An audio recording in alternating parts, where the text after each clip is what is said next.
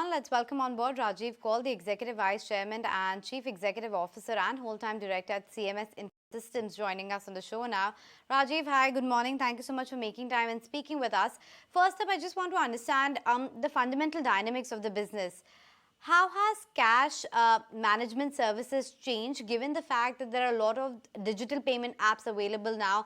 UPI transactions are on a surge. Has that impacted the ATM services business and the cash management services in any way? Hi, thank you for having us on the show. So if you think of our company, we are predominantly a business services platform. We have a large business around cash management, which is about 70% of our revenue. But you ought to think of it in terms of where do we fit in? We fit into a point where we help banks extend their reach and network in a cost-effective manner. 60% of our network today is in semi-urban rural areas, where it may not make sense for each bank to go and set up their own presence out there. Having said that, coming to your question on the effect of digital growth, of course, there's an impact on growth around the world, but we've also seen cash very resilient. And you look at not just India, but you look at large markets like the US, you look at Germany, you look at Japan, cash continues to grow. There are different pockets where cash is more prevalent and more in use. And also for a consumer, whether it's you or me, there will be some transactions we'll do with debit card, some with the credit card, some with the UPI wallet, and some with cash. So I think we see as India growth story deepens into the interior of the country, we see a fairly significant long-term opportunity for the use of cash.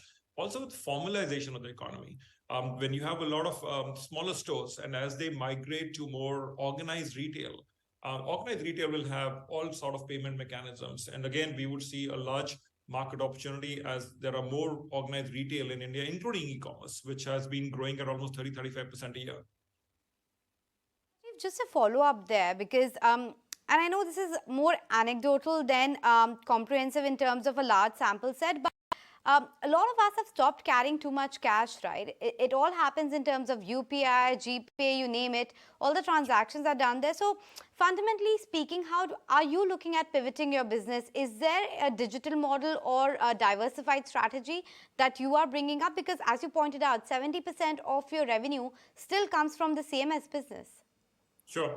So, there are the numbers that people look at, but let me try and give you a little bit more deeper background into this. First of all, we are a B2B company. Our business model is predicated on the fact that we will help banks expand the network of the range of services. So we have a cash management business. We have also started a large focus on technology-enabled services, which is what we call a managed services platform, which has grown from 0 to 30% of revenue. It was a 500 crore business last year.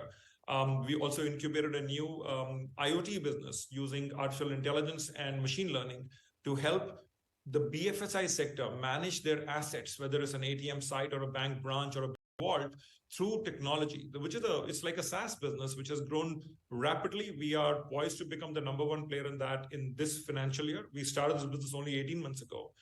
This is a revenue which we hope to get to a revenue run rate of almost 100 crores a year by the end of this financial year, which is a fairly rapid growth for a tech SaaS play. So we have a variety of services, but again, our fundamental belief, we come from a macro perspective, is that as banks become, as banks grow, as NBFCs grow, they will need strong outsourcing partners to help them deliver their service. That service today could be cash management to an ATM, tomorrow could be cash pickup from retail, day after could be a different service.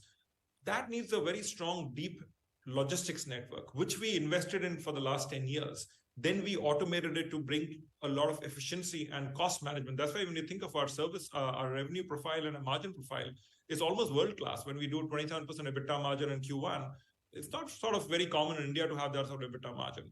But again, it's to do with a lot of automating our network in the country. So in 2009, we were an IT infra services company. In 2015, we had become India's largest cash management company in the top 5 in the world. Today, we've got a more diversified portfolio of services. As we think of the next 10 years, we want to use this platform strength to have multiple business lines. Cash management is today 70% of revenue. I think it'll be down to maybe 60% in the next 3 to 4 years. Our managed services and AIoT business were 0 and will get to 30-40% revenue by FY25.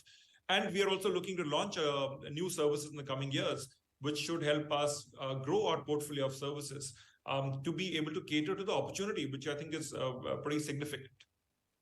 Good morning, and let's get in a view then, Rajiv, as to what the outlook is on the overall order book, 2,500 crore rupees. Can you just elaborate for us and tell us where you're seeing the maximum traction and which segments and geographies is it that's really driving your growth? Sure. So we remain an India focused player. We are focused on India. We think there's massive opportunity here. The 2,500 crore order book is important to your viewers and our shareholders in multiple ways. One, it offers them visibility to the revenue we have, which will get built over the coming years. Some contracts are for 3 years, some are for 5 years, some are for 7 years. Most shareholders will also have a stake in, let's say, any IT services company. Excuse me.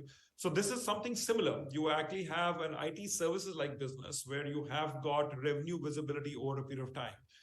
And that gives you more stability in how your revenue outlook looks. We don't have too much of variability or variance or, let's say, shocks, which can happen to the business.